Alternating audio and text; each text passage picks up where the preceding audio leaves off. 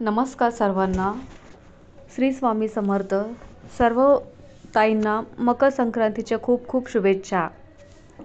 मकर संक्रांतीच्या दिवशी आपल्याला सगळ्यात मोठा पडणारा प्रश्न म्हणजे तिळगुळ कसे बनवावे. तिळगुळ बनवणे म्हणजे खूप एक सोपीच पद्धत आहे, इतकं काही अवघड नाही आहे.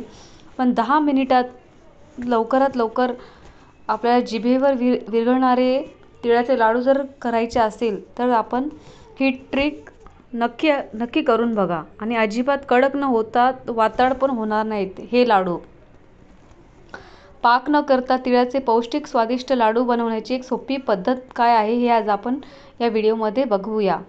हे लाडू अगदी 10 मिनिटात बनवू शकता. याशिवाय हे लाडू फसवण्याची किंवा तडता म्हणजे वातड होण्याची सुद्धा भीती नसते. म्हणून स्टेप बाय स्टेप आपण ही कृती करूया. मकर संक्रांतीचा सण म्हणजे नवीन वर्षातील पहिला सण.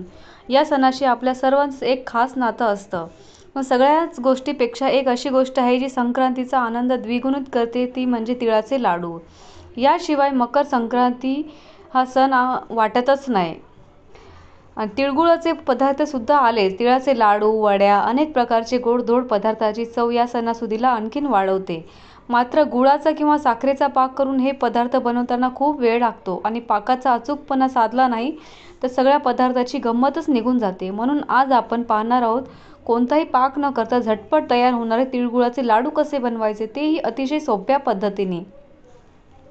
साहित्य आहे: 2 वाट्या तीळ, पाऊण वाटी शेंगदाणे, 1.5 वाटी किसलेला गूळ, 4 ते 5 वाट्या टेबलस्पून तूप, 1 टीस्पून वेलची आणि जायफळ पावडर. तीळ सर्वप्रथम कढई गरम करायला गॅसवरती ठेवा. त्यात तीळ घाला. मध्यम आचेवर तीळ हलकेसे भाजून घ्या. भाजलेले तीळ एका पसरट भांड्यात काढून थंड होण्यासाठी ठेवा. तीळ भाजल्यामुळे त्याचा चवदार सुगंध येतो आणि लाडूची चव अधिक खुलते.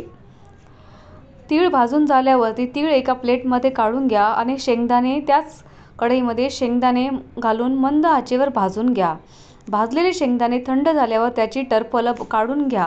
शेंगदाण्याच्या चवदारपणामुळे लाडूंना अधिक महत्त्व येते आणि लाडू अधिक रुचकर बनतात. थंड झालेले तीळ आणि शेंगदाणे मिक्सरमध्ये घालून बारीक कूट तयार करा. हा कूट लाडूंच्या मिश्रणाला मऊसर लज्जतदार बनवतो.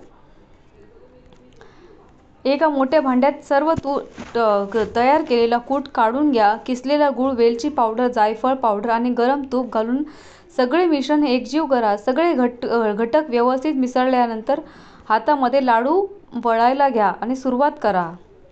मिश्रण जर कोरडं वाटत असेल तर त्यात थोडंसं तूप घाला आणि लाडू वळा. तुम्हाला हवे तेवढ्या आकाराचे लाडू तयार करून एका ताटलीत ठेवा. एका प्लेटमध्ये ठेवा. गोल गोल सुगंधी लाडू तयार होतात. हा आहे सोपा आणि झटपट होणारा तिळगुळाचा लाडू.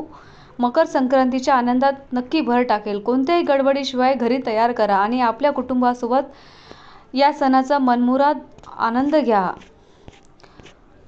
ह्या व्हिडिओची जर रेसिपी तुम्हाला आवडली असेल तर व्हिडिओ लाईक करा, शेअर करा, सबस्क्राईब करा. श्री स्वामी समर्थ.